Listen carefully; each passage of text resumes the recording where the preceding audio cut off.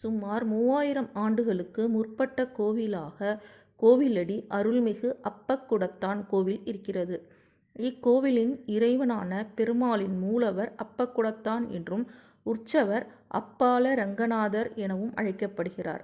தாயார் இந்திராதேவி, கமலவல்லி என்கிற பெயர்களில் அழைக்கப்படுகிறார்.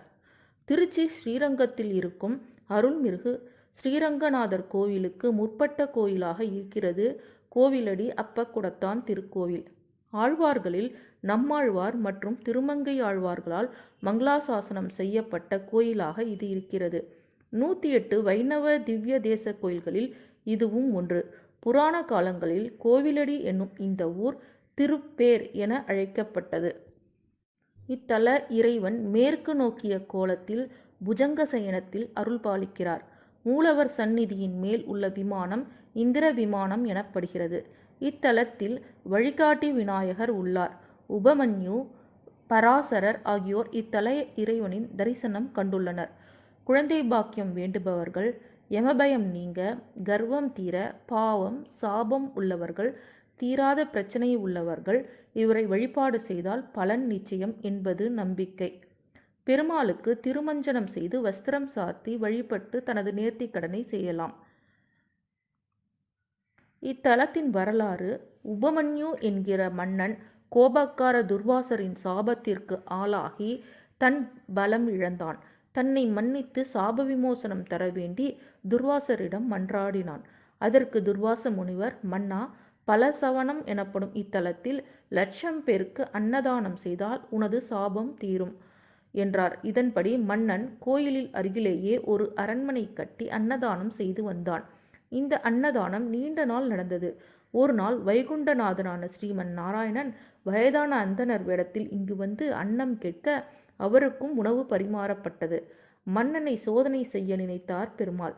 அன்றைய பொழுது தயாரிக்கப்பட்ட உணவு அனைத்தையும் உண்டு தீர்த்தார்.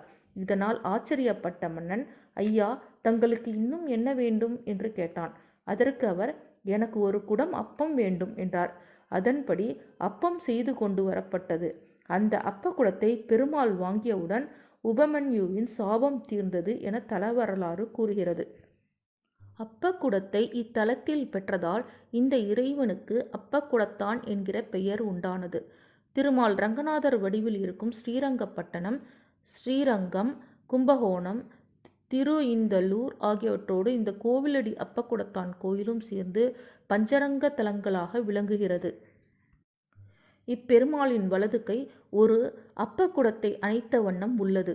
இந்திரனுக்கு கர்வம் போக்கியும், மார்க்கண்டேயருக்கு யமபயம் போக்கியும், உபரிசிரவசு மன்னனுக்கு சாபம் பாவம் போக்கியும் அருளிய தலம். மிகவும் பழமையான இத்தலம் ஸ்ரீரங்கத்திற்கு முன்னதாக ஏற்பட்டது என்றும் அதனால்தான் ஸ்ரீரங்கம் கோவிலுக்கு ஆதியாக அடியெடுத்து வைத்த தலம் என்பதால் கோவிலடி எனப்பட்டது என்றும் கூறுவர். நம்மாழ்வார் கடைசியாக மங்களாசாசனம் செய்த தலம் இது. அவர் இப்பெருமாளை பாடிவிட்டுத்தான் மோட்சத்திற்கு சென்றார். எனவே இத்தலம் வந்து வழிபடுவோருக்கு வைகுண்ட வாசம் நிச்சயம் என்பது ஐதீகம். பெருமாள் மேற்கு பார்த்தும் தாயார் கிழக்கு பார்த்தும் தம்பதி சமேத பெருமாளாக அருள் பாலிக்கிறார். திருமங்கியாழ்வார் இவரை மங்களாசாசனம் செய்துவிட்டு திருவெள்ளரை செல்கிறார். அப்பக்குடத்தான் தொடர்ந்து அங்கும் செல்கிறார். இதை கண்ட திருமங்கை திருவெள்ளரையில் வைத்து மீண்டும் இவரை மங்களாசாசனம் செய்கிறார். பஞ்சரங்கத்தலம் பெருமாளின் பஞ்சரங்கத்தலம் என்று சொல்லக்கூடிய 5 அரங்கங்களில் இதுவும் ஒன்று. ஆதி அரங்கம் ஸ்ரீரங்கப்பட்டணம், அதாவது மைசூர். அப்பாலரங்கம் திருப்பேர் நகர், கோவிலடி. 3வது மத்தியரங்கம் ஸ்ரீரங்கம். 4 சதுர்த்தரங்கம் கும்பகோணம். 5 பஞ்சரங்கம் இத்தலூர், அதாவது மயிலாடுதுறை. இந்த பஞ்சரங்க வரிசையில் பார்த்தால் கோவிலடி ஸ்ரீரங்கத்திற்கு முற்பட்டது என விளங்கும்.